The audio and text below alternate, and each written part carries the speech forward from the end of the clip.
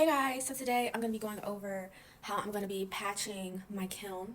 I have a tiny kiln and I got some brick repair and I'm just going to go over it. I also will post a link of the maker of the repair because they have a tutorial too. As you can see, the top here has a little divot. This affects the installation and makes my kiln not get as hot as it should. I also have a couple of holes in here that I'm going to fill. Okay, so things you're going to need. First, your kiln repair. I'm going to get back to this in a second, but I'm just going to go over your supplies. So your kiln repair, and different kiln repair materials have different directions. This is from Bailey Pottery Supply. You're going to need some gloves. Personally, safety glasses. I'm wearing my glasses today. I'll put my contacts in just in case.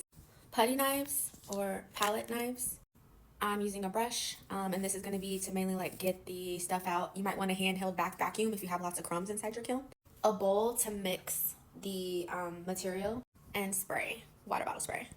Oh yeah, so you also could need pottery tools, and I'll get to this in a second, but this is sort of like if you have cracks and you need to scoop or dig out the surrounding brick around it so that you can get into the material, the putty material, into that crack or crevice. Alright, so the first thing I'm going to do is take the tape off. I'm going to put this in the bowl and I'm going to mix it all together. There's lots of directions on here, but the most important thing is to not thin this with water, but you do have to take it out of the container to mix it into a bowl because there's all these suspension agents in it, almost like glaze, and that all needs to be mixed properly into the material for it to set properly. So that's what I'm gonna do. And then what you're gonna need your pottery tool for is, see how this crack is here? They recommend you to dig this out so that it's smooth when you're applying your putty there. So I'm going to be carving out any cracks that I see like that. Also, and I want to point out, if you have any areas that's like glaze, you want to try to get those out like this. This is glaze that's spilled, and I'm going to scoop these out, and I will be covering this hole with the putty. So as you can see, I've scooped out all the pieces of glaze. These holes, I'll be filling them. And I want to just talk about the top of my kiln too. So I have a couple areas. I believe this is plastic. I forget what I left on top of here one day. I wasn't paying attention, like a garden tool or something. I don't know what I did.